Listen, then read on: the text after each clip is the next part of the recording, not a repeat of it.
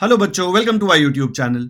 तो आज हम करेंगे स्टैंडर्ड 10th साइंस 1 का चैप्टर नंबर 4 जिसका नाम है इफेक्ट्स ऑफ इलेक्ट्रिक करंट। हम लोगों ने इसका लेक्चर 1 ऑलरेडी कर लिया है। आज हम करेंगे इसका लेक्चर 2। पर आपने लेक्चर 1 नहीं देखा है तो यहाँ पे राइट साइड में ऊपर लिंक आएगा, उसमें आपको साइंस 1 की प्लेलिस्ट मिल जाएगी जिसमें लाइन वाइज मैंने सारे लेक्चर्स डाल दिए हैं। आप जाके देख लीजिए ताकि आपको लेक्चर 2 भी ईजी लगे। मैंने बहुत ही डिटेल में शुरू किया है ये चैप्टर, और ये चैप्टर खत्म करने में टाइम भी लगाऊंगा बिकॉज मुझे चाहिए कि आपको ये चैप्टर से डर ना लगे। जब आप ये लेक्चर्स देख ले तब आपको ये चैप्टर अच्छा लगने लगे, ये मेरा एम है। ठीक है, थोड़ा टाइम लगेगा, थोड़ा पेशेंस रखो, अच्छे से लेक्चर्स देखो ताकि ये टॉपिक से आपका भय जो है वो खत्म हो जाए। शुरू करते हैं। लास्ट लेक्चर में हमने ये पेज पूरा खत्म किया था एंड हम ये पेज भी पूरा खत्म कर चुके थे। इसमें जो थिंक अबाउट इट वाला क्वेश्चन था वो रह गया था।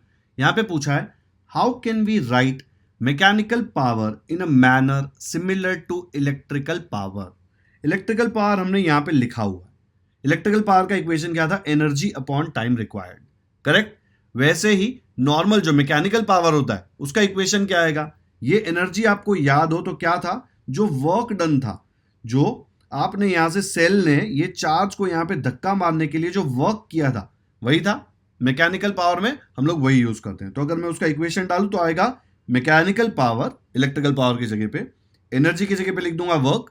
इनफैक्ट ये एनर्जी की जगह पे भी आप इलेक्ट्रिकल वर्क लिख सकते थे बिकॉज इलेक्ट्रिकल वर्क हो रहा है ना। जब आप चार्ज को यहां से यहां धक्का मार रहे हैं, काम हो रहा है कैसे टाइप का? इलेक्ट्रिकल टाइप का। तो आपको चाहिए तो इलेक्ट्रिकल वर्क लिख सकते थे यहां पे, और मैकेनिकल पावर के टाइम पे सिर्फ वर्क लिखेंगे, मैकेनिकल वर्क लिखने की जरूरत नहीं है। यहां पे भी नीचे टाइम था, यहां पे भी टाइम है।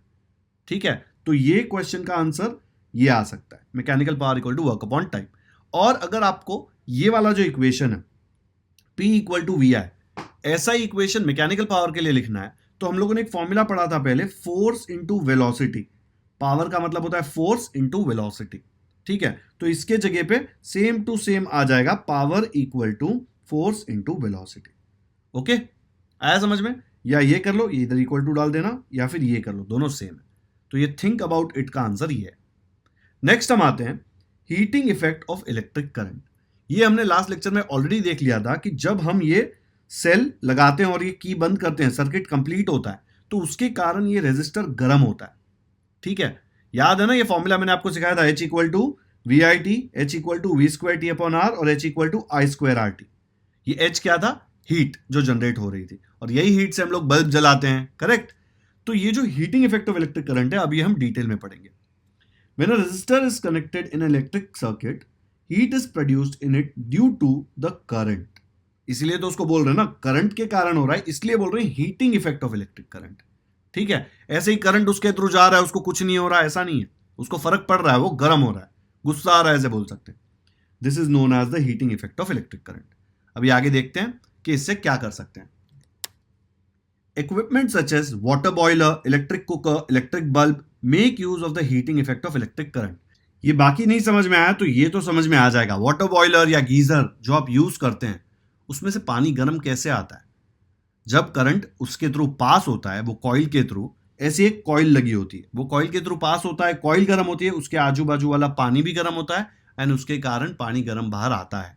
ठीक है, तो आप जो रोज सुबह गर्म पानी से नहा रहे हैं उसमें भी heating effect of electric current use हो रहा है। आप ऐसा सोच रहे हैं पढ़ के फायदा क्या है? हाँ, मुझे पता है आप गीजर के अंदर घुस के देखने नहीं वाले और आपको उससे कोई फर्क भी नहीं पड़ने वाला, बट आप इसका फायदा तो उठा रहे हैं। Electrical conductors having higher resistivity are used here.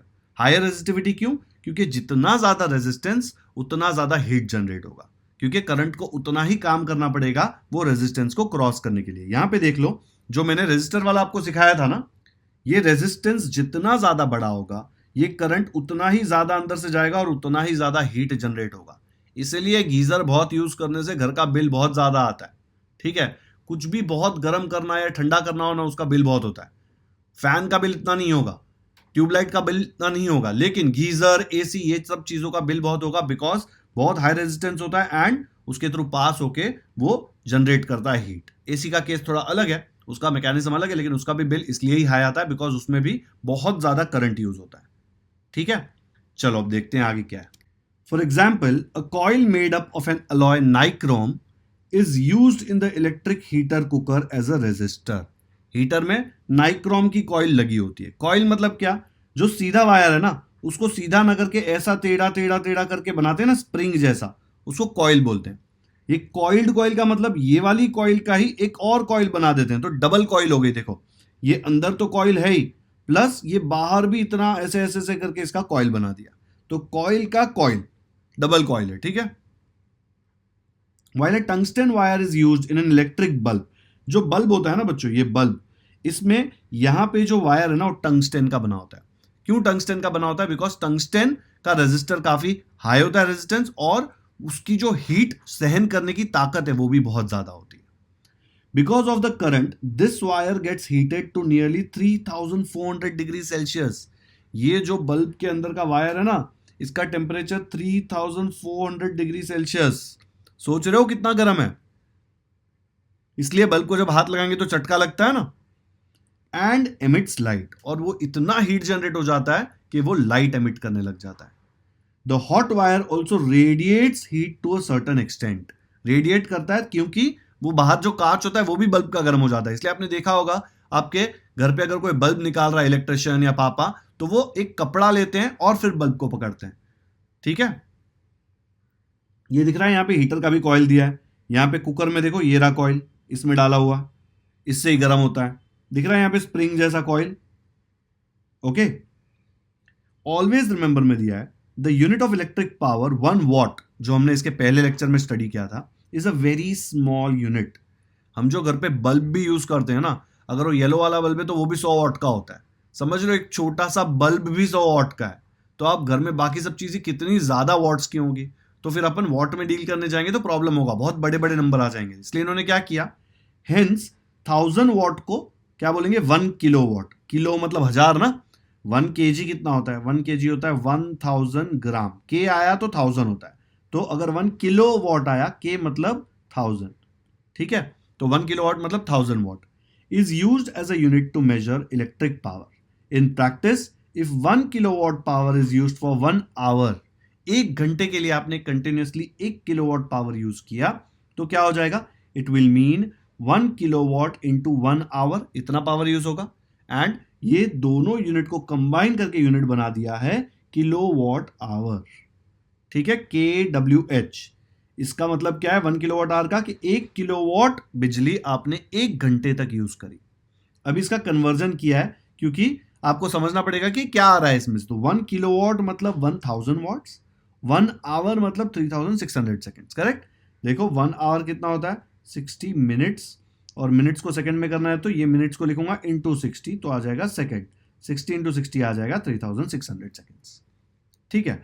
अब ये देखो 1000 और यहाँ पे 36 और 2 जीरो, ये 36 को अलग से लिखा 1 2 3 4 5, 10⁵ जीरो आते हैं, 36 रखा तो, लेकिन ये 36 में एक डेसिमल डाल दिया, इसको लिख दिया 3.6, तो इंटू 10 आ जाएगा ना एक्स्ट्रा, ये 10⁵ तो था ही। 3.6 को 10 से मल्टीप्लाई करोगे तो ही 36 मिलता है। तो अगर मैं ये 10 भी इनके साथ लेके जाऊं तो मुझे मिलेगा 3.6 इंटू 10⁶, ओके। तो ये पूरी चीज को सिंप्लीफाई करके लिखा 3.6 इंटू 10⁶। यूनिट्स क्या है? यूनिट्स है वॉट सेकेंड, तो WS। एंड WS तो आपको बचपन से पता है कि जूल्स होता है। देखो यहां पे आपको पता है कि पावर का फॉर्मूला क्या होता है? It is nothing but energy या वर्क अपॉन टाइम। पावर का यूनिट होता है वॉट, इक्वल टू एनर्जी का यूनिट होता है जूल, टाइम का यूनिट होता है सेकेंड। जब ये सेकेंड इधर चला जाएगा तो हो जाएगा watt second equal two joule. तो वॉट सेकेंड के जगह पे मैं डाल सकता हूं जूल्स। आया समझ में? तो ये 1 किलोवाट आवर का मतलब है। ये वर्ड क्यों इंपॉर्टेंट है? बिकॉज आपका जो लाइट बिल होता है ना, इलेक्ट्रिसिटी का बिल घर पे जनरेट होता है, वो भी किलोवाट आवर में ही होता है। पता है आपके पापा या मम्मी ने कभी बोला होगा, अरे इस महीने तो बहुत यूनिट्स कंज्यूम हो गए। यूनिट्स का मतलब क्या? एक यूनिट मतलब जनरली 1 किलोवाट आवर होता है।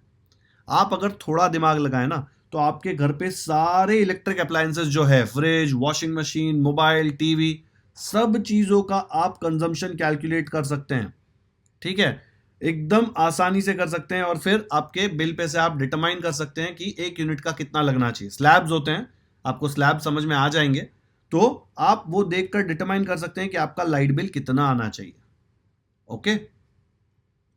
Several times we hear or read about a building catching fire due to short circuit. Sometimes if we switch on an equipment in our house, the electrical fuse wire melts and the electric supply shuts down. Shuts नहीं, shuts down. ये short circuit तो आपने बहुत बार सुना होगा, आप आपके friend को भी बोलते होंगे अरे तेरे दिमाग में शॉर्ट सर्किट हो गया, जब वो गुस्सा हो जाता है. अब इसका मतलब क्या होता है एग्जैक्टली? शॉर्ट सर्किट का मतलब क्या होता है? तो काफी टाइम ऐसा होता है कि आपको इक्विपमेंट घर पे चालू कर रहे हो तो आपके घर में एक फ्यूज बॉक्स होता है दरवाजे के पास, या जनरली मेन पिलर पे एक ऐसे दरवाजा, छोटा सा दरवाजा होता है जिसके पीछे सारे स्विचेस लगे होते हैं, उसमें फ्यूज होता है. The home electrical connection consist of live, neutral and earth wires. अगर आपने कभी इलेक्ट्रिशियन को काम करते हुए देखा है या वायर्स देखे हैं तो 3 अलग अलग वायर होते हैं हमेशा. ठीक है, जब वो तोड़ तोड़ कर कनेक्ट कर रहा होता है तब चेक कर लेना. The live and the neutral wires have potential difference of 220 volts. बहुत ही बड़ा पोटेंशियल डिफरेंस है, इसमें करंट लगे तो आदमी मर जाएगा. लाइव और न्यूट्रल के बीच में 220 volts. The earth is connected to the ground, इसीलिए उसको अर्थ बोलते हैं. जब एक्स्ट्रा करंट हो तो वो ग्राउंड में ले जाता है. ठीक है. Due to a fault in the equipment और if the plastic coating on the live and the neutral wires gives away, आप अगर उसकी जो वायर की जो प्लास्टिक कोटिंग होती है वो निकल गई, ठीक है, बहुत पुराना हो गया वायर या फिर वहां पे कुछ चाकू वगैरह लग गया, तो 2 वायर आजू बाजू से जा रहे थे, पहले टच कर रहे थे कोई फर्क नहीं पड़ रहा था क्योंकि इंसुलेशन था उसके ऊपर, रबर का जो इंसुलेशन, प्लास्टिक का जो इंसुलेशन वो था. लेकिन अगर ये इंसुलेशन टूटा दोनों पे और दोनों टच हो गए तो क्या होगा? दोनों टच हो गए तो क्या होगा? देखो यहां पे the 2 wires come in contact with each other and a large current flows through it producing heat.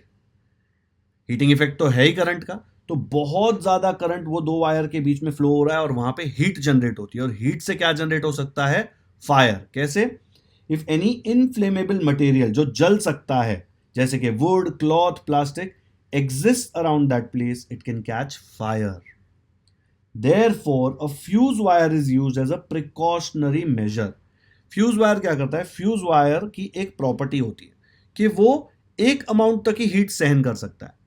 जब ऐसी कोई सिचुएशन हुई तो बहुत ज्यादा हीट ये फ्यूज वायर के थ्रू जाती है, तो फ्यूज क्या करता है? वो थोड़ी देर सहन करता है, फिर बोलता है भाई इससे ज्यादा तो मैं सहन नहीं कर सकता, एंड वो मेल्ट होके टूट जाता है. जैसे ही वो टूट जाता है, ये कनेक्शन यहां पे खत्म हो गया. देखो पहले ये वायर और ये वायर जुड़े हुए हैं, इमेजिन कर लो फ्यूज है, तो अगर फ्यूज का वायर है तो फ्यूज वायर क्या करेगा? फ्यूज वायर हीट सहन करेगा, फिर आफ्टर पॉइंट मेल्ट हो जाएगा, तो ये कनेक्शन दोनों के बीच में ब्रेक हो जाएगा. एक्चुअली यहां पे ब्रेक नहीं होता, फ्यूज अलग ही जगह पे आपके बोर्ड में होता है, बट उसके थ्रू भी करंट जा रहा होता है, और यहां पे ये कनेक्शन टूटता है तो इधर से करंट आना ही बंद हो जाएगा. तो ये जो सिचुएशन हुई है वो रुक सकती है. We have learned about fuse wire in the previous standard. As soon as high current flows in circuit, the fuse wire melts and breaks the circuit. Circuit टूटा तो करंट फ्लो होना बंद हो जाएगा. जैसे प्लग की मैंने आपको इसके पहले बताया था, ऐसा की था. इसका मतलब क्या है? इसका मतलब ये सर्किट कंप्लीट नहीं है, बीच में गैप है, हवा है. जैसे आप इसके अंदर की घुसाओगे तो यहाँ पे कंप्लीट हो जाता है.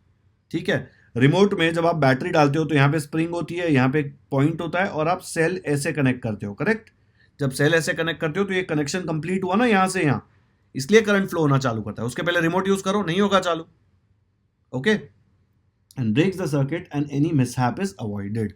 जो ये डिजास्टर हो सकता है वो अवॉइड हो सकता था. ठीक है. तो यहां पे हमने हीटिंग इफेक्ट देखा कि क्या है, बल्ब कैसे जलता है. ठीक है. बल्ब का एक बार देख लो, ये स्क्रू कैप जो है वो बल्ब होल्डर में घुसती है. यहां पे ग्लास का एक सपोर्ट है, ये ग्लास की एक कवरिंग है, यहां पे एक कॉइल है. कॉइल सोलेनॉइड टाइप की क्या होता है? सोलेनॉइड टाइप की मतलब ऐसी. ओके. और ये कॉइल, और यहां पे गैस रखते हैं, जनरली इनर्ट गैस रखते हैं, वैक्यूम या नाइट्रोजन, ताकि ये रिएक्ट ना करें यहां पे. ठीक है. जब यहां पे करंट आता है तो ये वायर गर्म होता है, 3400 डिग्री सेल्सियस तक गर्म होता है, एंड फिर वो ग्लो करने लग जाता है गर्मी के कारण. ठीक है.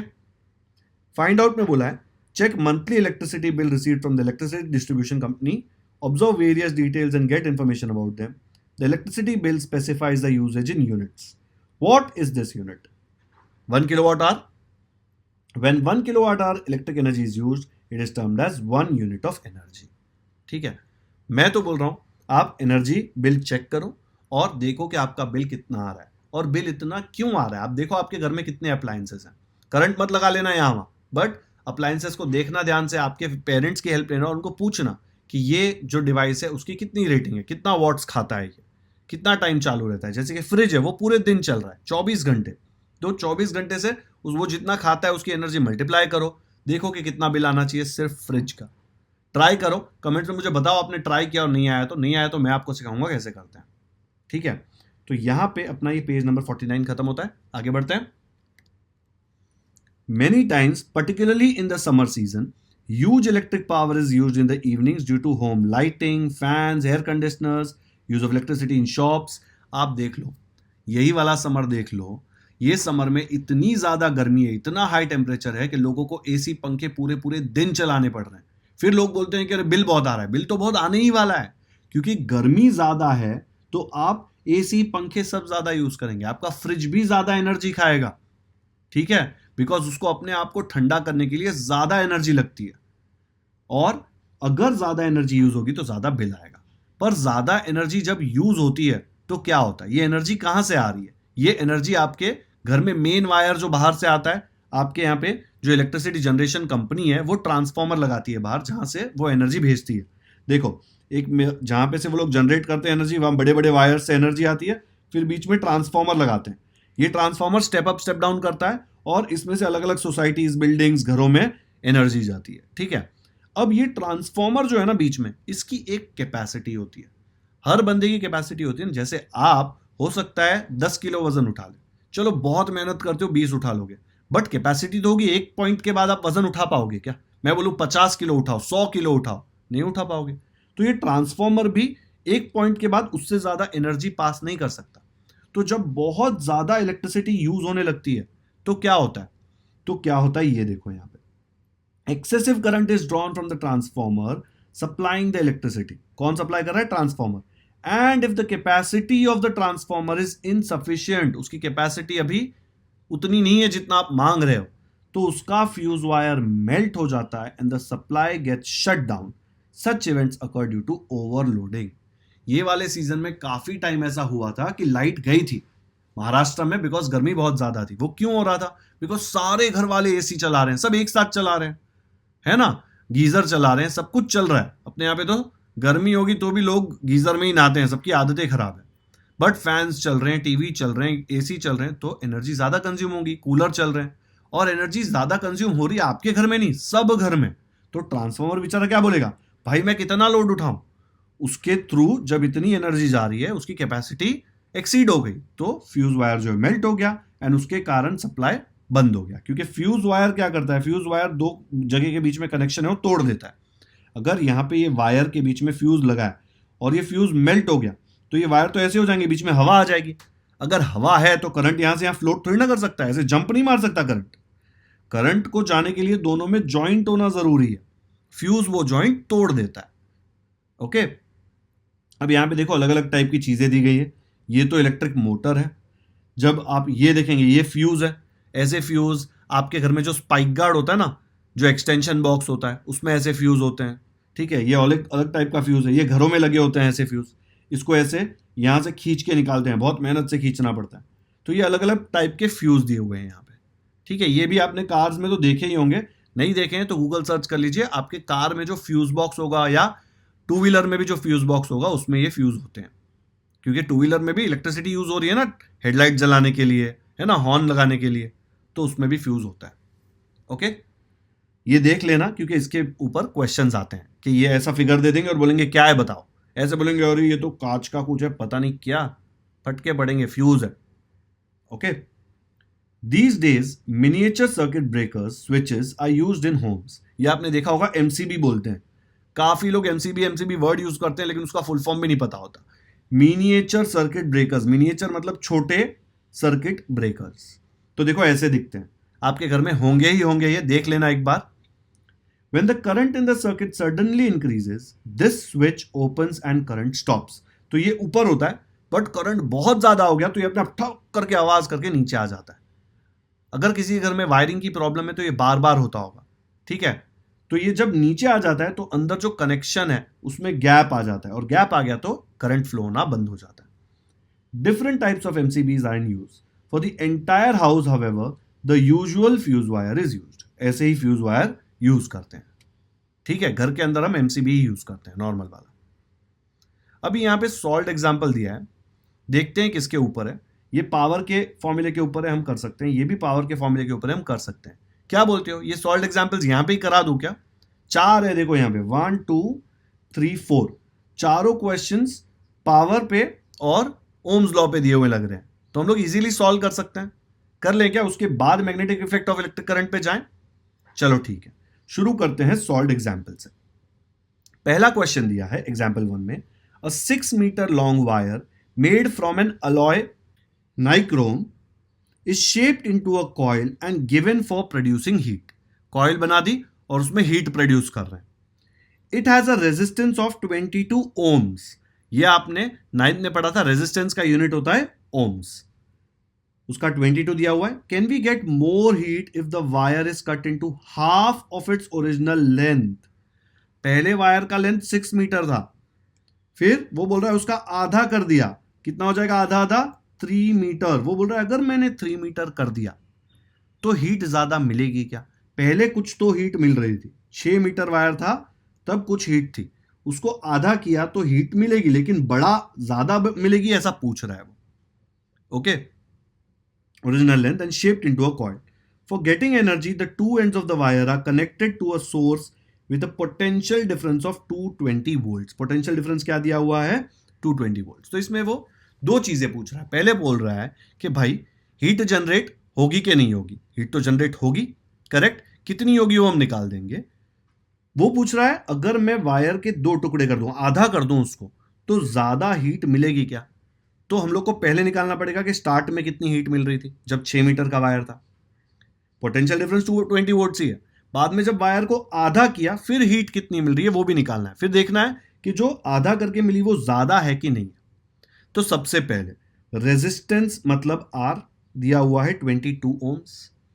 पोटेंशियल डिफरेंस मतलब वोल्टेज वी दिया है आपको 220 वोल्ट्स। ठीक है, आपके पास वी है, आपके पास आर है। आपको क्या निकालना है? पावर। हीट मतलब वही ना, पावर, राइट। कि कितना पावर है इसका, वो पावर आपको निकाल के फाइंड आउट करना है कि कितनी हीट जनरेट होगी। तो पावर का फॉर्मूला है वी स्क्वायर अपॉन आर। ये हमने देखा हुआ है, याद है ना, मैंने 3 फॉर्मूले कराए थे। वी के जगह पे डाल दिया 220, आर के जगह पे डाल दिया 22, ये स्क्वायर की जगह पे स्क्वायर। जब 220 का स्क्वायर होगा तो ये ऐसे आएगा 220 इंटू 220 अपॉन नीचे है 22। कट करो, 22 1 जार, 22 1 जार 0 जार, 10 इंटू 220 आ जाएगा 2200। पावर है इसलिए यूनिट्स होगा वॉट्स। ठीक है, वैट्स भी बोलते हैं, वॉट्स भी बोलते हैं, जो बोलना है बोल दो यार। ठीक है।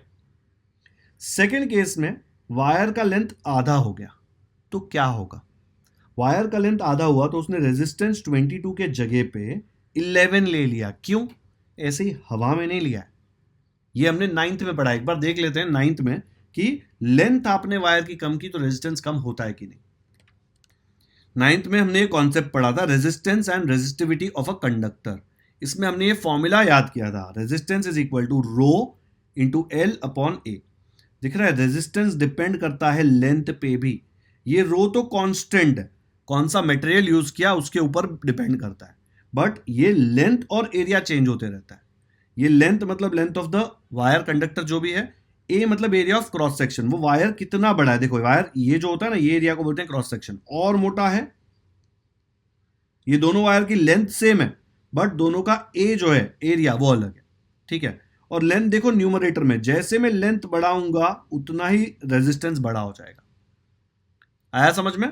न्यूमरेटर में ना डायरेक्टली प्रोपोर्शनल है, दिख रहा है, देखो directly proportional to length, inversely proportional to area, इसलिए 1 अपॉन ए आया। डायरेक्टली प्रोपोर्शनल टू एल मतलब अगर एल मैंने डबल किया तो रेजिस्टेंस भी डबल हो जाएगा, एल मैंने ट्रिपल किया तो रेजिस्टेंस भी ट्रिपल हो जाएगा, एल मैंने आधा किया तो रेजिस्टेंस भी आधा हो जाएगा। जितना ये चेंज आएगा उतना ही इसमें चेंज आएगा। ठीक है, तो जब मैं ये करूं, रेजिस्टेंस 22 था, मैंने वायर आधा किया, वायर कितना हो गया? जितना भी था उसका आधा, और ये वायर का रेजिस्टेंस था 22 ओम्स। अगर वायर आधा हुआ तो रेजिस्टेंस भी आधा हो जाएगा। 22 का आधा कितना होता है? 11। हाफ मतलब डिवाइड बाय 2 ना, तो रेजिस्टेंस की जगह पे मैंने डाल दिया 11। अब इसको सॉल्व करो, यहां पे क्या आएगा देखो, 220 स्क्वायर मतलब 220 इंटू 220, वोल्टेज तो चेंज नहीं हो रहा ना, वोल्टेज सेम है। ठीक है, अपॉन रेजिस्टेंस के 22 के जगह पे आ गया 11। 11 वन जार 11 टू जार 22 0, ये 222 जार हो जाएगा 44, ये एक जीरो ये एक जीरो, दोनों यहाँ पे आ जाएंगे, आपको मिलेगा 4400 वैट्स। मैं इसको वॉट से बोलता हूँ, लेकिन कुछ बच्चों ने कमेंट किया है कि उनकी स्कूल टीचर वैट बोलती है। आपको जो बोलना है बोलो भाई, स्पेलिंग WATTS लिख देना, ठीक है। पहले 2200 थी, अब है 4400, हीट बढ़ गई, दिख रहा है ज्यादा हो गई। आपने क्या किया, आपने सिर्फ वायर का लेंथ आधा कर लिया, तो हम बोल सकते हैं, उसने बोला था can we get more heat, तो हम बोल सकते हैं yes, more heat will be obtained after cutting the wire into half. Okay, तो ये क्वेश्चन होता है खत्म। दो फॉर्मूले यूज किए इसमें सेम वाले, P = V² upon R। Change कहां पे आया है, चेंज आपके यहां पे 22 था और हाफ लेंथ वायर था तो वो 11 हो गया।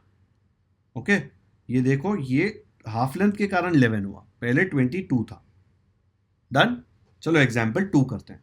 एग्जाम्पल 2 में दिया है a cell is connected to a 9 ohm resistance because of which heat of 400 joule is produced per second. 400 joule per second मतलब पावर हो गया 400 पर सेकेंड जनरेट हो रहा है ना। इतना पावर क्या होता है, क्या रेट पे जो एनर्जी है वो जनरेट हो रही है। Due to a current flowing through it obtain the potential difference applied across the resistance. अब आपको यहां पे रेजिस्टेंस पता है, आपको यहां पे पावर भी पता है, ठीक है। ये 400 जूल पर सेकेंड है ना, तो ये पावर हो गई। खाली 400 जूल दिया होता तो वो हीट होती, लेकिन यहां पे पर सेकेंड टाइम में दिया हुआ है। इलेक्ट्रिक पावर का फॉर्मूला क्या था, पावर का फॉर्मूला था एनर्जी अपॉन टाइम। ये एनर्जी मतलब 400 और टाइम मतलब 1 सेकेंड, तो आपको पावर दिया गया है यहां पे, ठीक है। ऐसा देख के लगता है कि एनर्जी दी गई है, तो जब आप लिखेंगे power is nothing but 400 joule upon 1 second. Power का फॉर्मूला है एनर्जी अपॉन टाइम, अभी बताया था मैंने आपको, इसके पहले के पेजेस पे देख लो, दिखा हुआ है वहां पे। तो 400 अपॉन 1 क्या होता है, 400 अपॉन 1 तो 400 होता है। तो पावर की वैल्यू आपको क्या मिल गई, यहां से पावर की वैल्यू मिल गई 400 वॉट्स, है ना। 400 अपॉन 1 पर पावर का फॉर्मूला क्या है, V² अपॉन R। ये तो हमको पता है, देखो यहां पे भी यूज किया था, और मैंने आपको 3 फॉर्मूले बताए पावर के। क्यों मैं V² अपॉन R यूज कर रहा हूं, बिकॉज यहां पे मेरे पास रेजिस्टेंस दिया हुआ है और मुझे पोटेंशियल डिफरेंस V की वैल्यू पूछी गई है। V और R का रिश्ता पावर के साथ यही वाला है, इसमें एक ही चीज अननोन है जो है V, तो आप इजीली वैल्यू सब्स्टिट्यूट करके निकाल सकते हो, इसलिए मैंने ये फॉर्मूला यूज किया। इस जगह पर अगर मैं करता P = I² R, मेरे पास R है यहाँ पे 9 ohm, लेकिन I तो नहीं है भाई, I पूछा भी नहीं है, क्यों निकालू।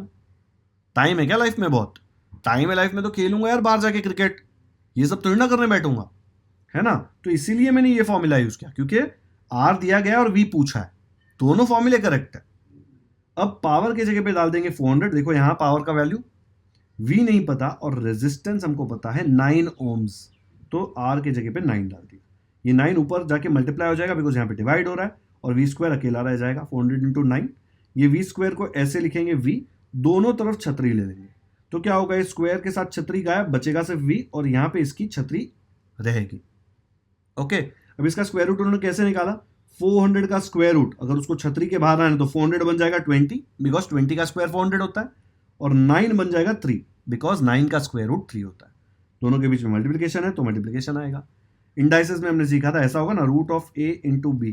अगर आपको अलग अलग करके लिखना है ना, √A × √B लिख सकते हो, ठीक है। यहाँ पे A की जगह पे 400 है तो यहाँ पे आ जाएगा 400, B की जगह पे क्या है 9, तो यहाँ आ जाएगा 9। √400 कितना है 20, × √9 कितना है 3, वैसे आया, ठीक है। 23 होता है 60, ये था V, इसलिए यूनिट होगा उसका वोल्ट्स V।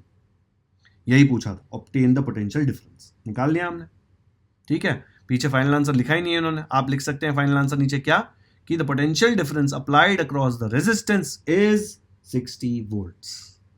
ये हसीन शब्द लिखने भूलना मत फाइनल आंसर में, ठीक है। तो यहां पे हमारा सेकेंड एग्जाम्पल भी खत्म होता है। अब आते हैं तीसरे सवाल पे, एग्जाम्पल 3।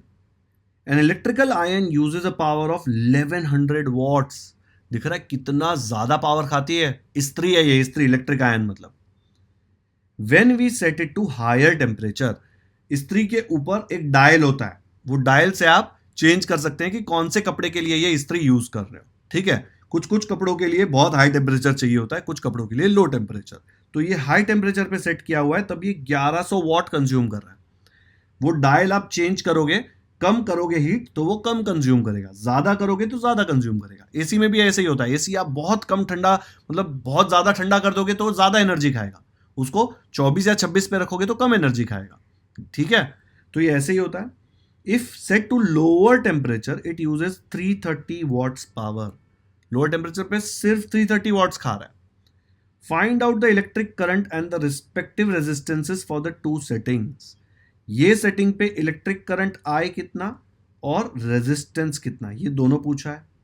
और ये वाली सेटिंग पे भी पूछा है कि आई कितना और रेजिस्टेंस कितना। अब यहां पे दो दो वैल्यू पूछी है, दोनों में कंफ्यूजन हो जाएगा, इसलिए हम आई को नाम दे देंगे i1, आर को नाम दे देंगे r1 पहले वाले के लिए, और दूसरा जो 330 वॉट्स है उसके लिए नाम दे देंगे आई को i2 और r को r2, ताकि कंफ्यूजन रहे ही नहीं वहां पे। The iron is connected to a potential difference of 220 volts, मतलब V कितना है अपना, V है 220 वोल्ट्स। तो आपको ये क्या दिया गया है, ये है पावर। तो जब आप पहले इसको सॉल्व करेंगे तो आप लिखेंगे पावर इक्वल टू 1100 वॉट्स। ये A और B क्या दिया है, पहली सिचुएशन A दी 1100 वॉट्स और जो B है वो दूसरी सिचुएशन है। ओके, तो पहली सिचुएशन में पावर है 1100 वॉट्स। पावर का फॉर्मूला क्या है, देखो बच्चों, पावर के तीन फॉर्मूले, VI, फिर V स्क्वायर अपॉन R और I स्क्वायर इंटू R। ये तीन फॉर्मूले हमारे पास है। कौन सा फॉर्मूला यूज करने का वो आपके ऊपर डिपेंड करता है। ओके, अब मुझे बताओ, मुझे उसने पहले पूछा है कि कितना करंट आ रहा है। करंट मेरा सिर्फ ये इक्वेशन में पहले वाले में और दूसरे वाले में, इसमें तो करंट है नहीं तो मैं नहीं यूज करूंगा पहले। लेकिन इसमें करंट है, इसमें रेजिस्टेंस एक्स्ट्रा है, वो भी मुझे नहीं पता। देखो यहाँ पे रेजिस्टेंस भी फाइंड करने बोला है, तो अगर मैं ये यूज करूंगा ना तो दोनों चीजें नहीं पता है और आर, कुछ फायदा नहीं होगा। इक्वेशन लिखूंगा फिर नीचे बैठ के सोचूंगा यार ये क्या कर दिया। मेरे पास सिर्फ यही फॉर्मूला यूज करने का ऑप्शन है, क्योंकि ये दोनों से मेरा काम नहीं बनेगा। सेम है, सब तीनों पावर के फॉर्मूले हैं, लेकिन सिर्फ P इक्वल टू VI में I अननोन है, P मुझे पता है, V मुझे पता है। देखो P मुझे पता है, V भी मुझे पता है, सिर्फ I नहीं पता। एक इक्वेशन में एक चीज नहीं पता होती ना, एक अननोन, तो आप सॉल्व कर सकते हैं। इसलिए उसने यूज किया P इक्वल टू VI।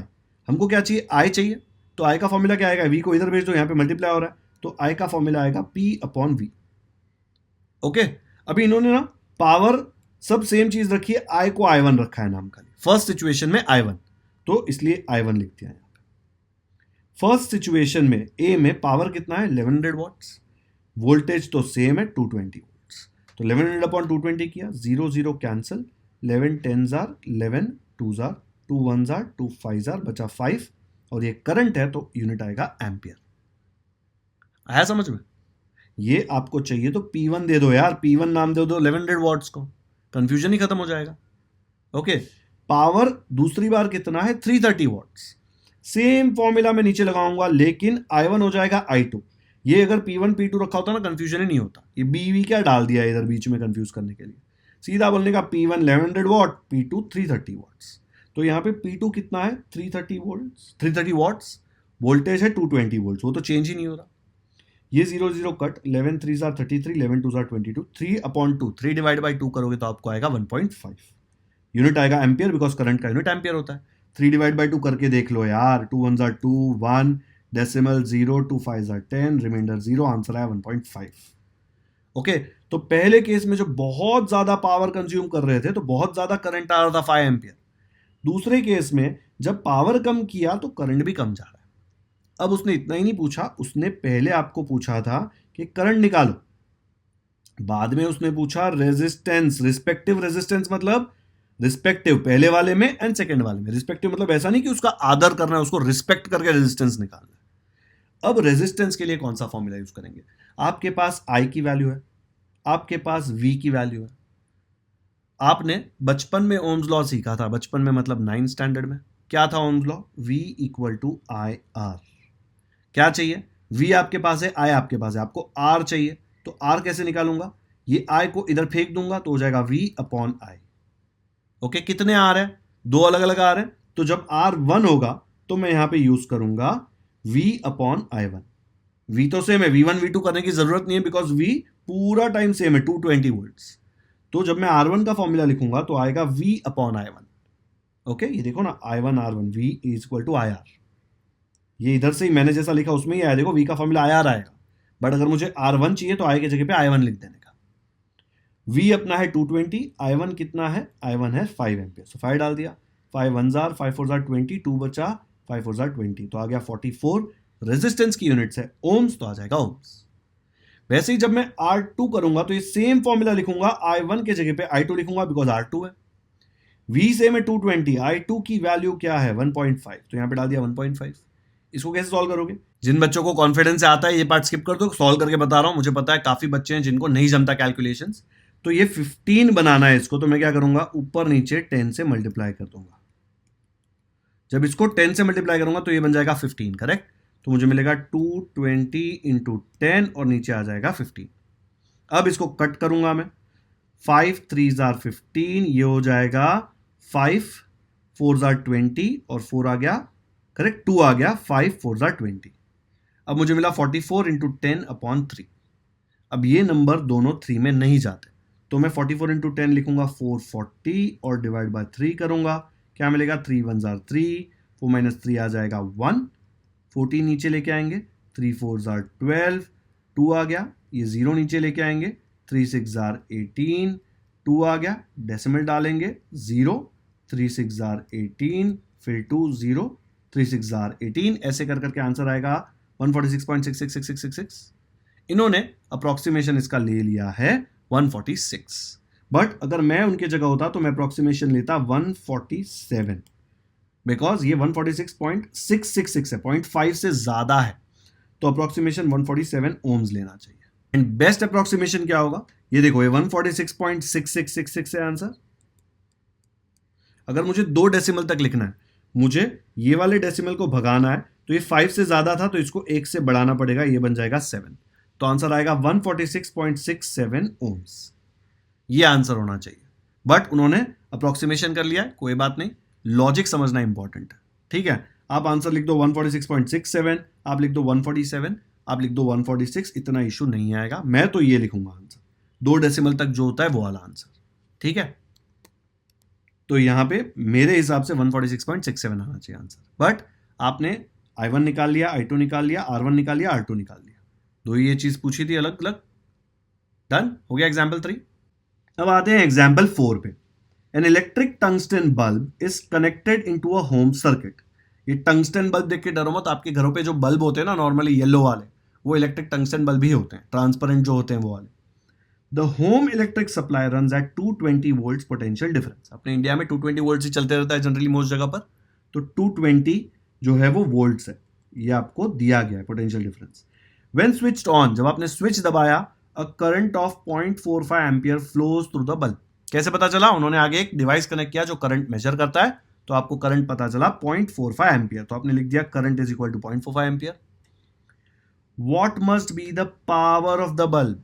अब इनके पावर ऑफ द बल्ब निकालना है इनको, बल्ब के ऊपर पावर लिखा हुआ होता है, लेकिन हो सकता है इनका मिट गया हो। आपके घर पे अगर बल्ब है तो देख लो, बल्ब के आगे उसका पावर लिखा होता है, ठीक है।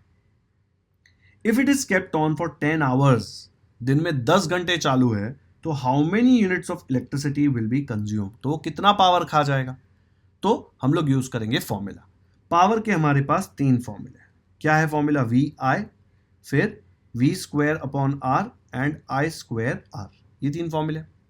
आपके पास V है, ये रहा, आपके पास I है, V और I पहले ही फॉर्मूले में, तो मैं फॉर्मूला यूज करूंगा power equal to V into I।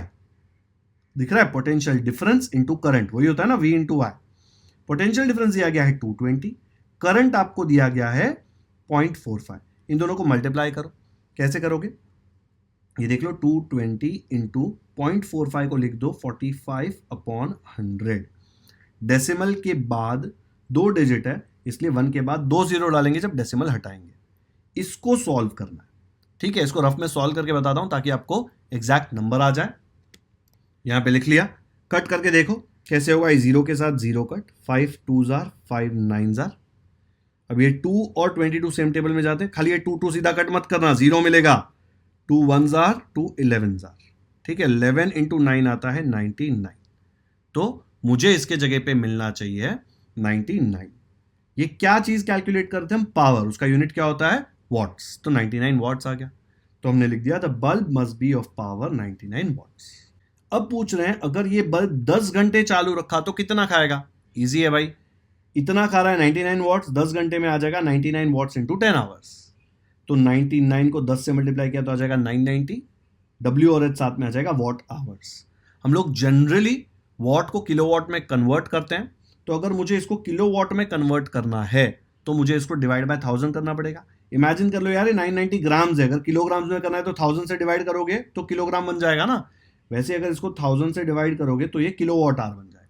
ठीक है, तो 990 को 1000 से डिवाइड किया तो 00 कट, 99/100 को आप लिख सकते हो 0.99, है ना। तो लिख दिया 0.99 और यूनिट आ जाएगा किलोवाट आवर। आया समझ में। तो 10 घंटे चालू रखने पर वो 0.99 किलोवाट आवर खाएगा। काफी अच्छा खासा पावर कंज्यूम कर रहा है वो। इसलिए आपके घर में अभी गवर्नमेंट एडवाइस करती है कि आप एलईडी बल्ब यूज करें। एलईडी बल्ब पे डिस्काउंट भी होता है, गवर्नमेंट की स्कीम्स में वो सस्ता भी मिलता है और वो कम एनर्जी खाता है, बहुत ही एनर्जी एफिशिएंट होता है। ठीक है, ये टंगस्टन वाले जो बल्ब्स है ना, पुराने जमाने के ट्रांसपेरेंट वाले येलो बल्ब, वो बहुत एनर्जी खाते हैं। ओके, तो इस तरह हमारे चारों एग्जाम्पल खत्म हो गए। आज का लेक्चर अपन यहीं पे खत्म करते हैं, बिकॉज अब नया कॉन्सेप्ट चालू होगा इसके आगे। ठीक है, आपको आज का लेक्चर समझ में आया समझ में तो कमेंट्स में लिखो वहां पे कि हाँ सर समझ में आया। 4 एग्जाम्पल्स हमने सॉल्व किए, इसका मतलब ये नहीं कि आप भी सॉल्व नहीं करेंगे, आपको आपके बुक में हर एक क्वेश्चन देखकर अभी खुद से सॉल्व करना है। कौन सा फॉर्मूला कहां लगेगा, ये बहुत ही डिफिकल्ट गेम है बच्चों। आपको ऐसे देख के लगेगा इजी है, लेकिन एग्जाम में जब ये क्वेश्चन आएगा ना, दिमाग काम नहीं करेगा कि कौन सा फॉर्मूला लगाना है यहाँ पे। ठीक है, तो क्वेश्चन पढ़ना है और खुद से सॉल्व करना है, सोल्यूशन मत देखना। यहाँ पे एक छोटी सी बुक रख ले देना इसको हाइड करने के लिए। ठीक है, तो आज का वीडियो यहीं पे खत्म करते हैं। अगर वीडियो पसंद आया तो लाइक जरूर करें, लिंक अपने दोस्तों के साथ व्हाट्सएप, टेलीग्राम, इंस्टाग्राम, फेसबुक सब जगह शेयर कर दे ताकि उनको भी ये लेक्चर समझ में आ जाए। जितने ज्यादा लोग ये वीडियो देखेंगे मुझे उतना ही मोटिवेशन आएगा आप लोगों के लिए और ज्यादा लेक्चर्स बनाने में। मैंने चैनल पे अलजेब्रा, ज्योमेट्री के सारे वीडियोस ऑलरेडी अपलोड कर दिए हैं, साइंस के भी सारे वीडियोस आने वाले हैं, टेस्ट सीरीज भी होगी और मैं प्रीवियस ईयर क्वेश्चंस भी सॉल्व कराऊंगा, स्ट्रैटेजी भी बताऊंगा कि मार्क्स अच्छे कैसे लाने हैं एग्जाम में। तो अगर आपने अब तक सब्सक्राइब नहीं किया है तो नीचे सब्सक्राइब का बटन है, क्लिक कर दीजिए, बाजू में बेल आइकन है उस पर भी क्लिक कर दीजिए ताकि जैसे मैं नेक्स्ट वीडियो अपलोड करूं आपको नोटिफिकेशन आए और आप कोई भी इंपॉर्टेंट लेक्चर मिस ना करें। मैं इंस्टाग्राम, टेलीग्राम और व्हाट्सएप पे अवेलेबल हूं सेम नाम से, योगेश सर्स बैक बेंचर्स। नीचे डिस्क्रिप्शन में तीनों की लिंक है। व्हाट्सएप चैनल से जुड़ जाइए, टेलीग्राम पे जुड़ जाइए, इंस्टाग्राम पे आप मुझे मैसेज भी भेज सकते हैं। अगर आपका कोई फीडबैक है, कोई डाउट है, मैं सारे मैसेजेस को रिप्लाई नहीं कर सकता, मुझे हजारों मैसेजेस आते हैं, बट मैं काफी मैसेजेस को वहां पे रिप्लाई दे देता हूं। Thank you so much for watching this video.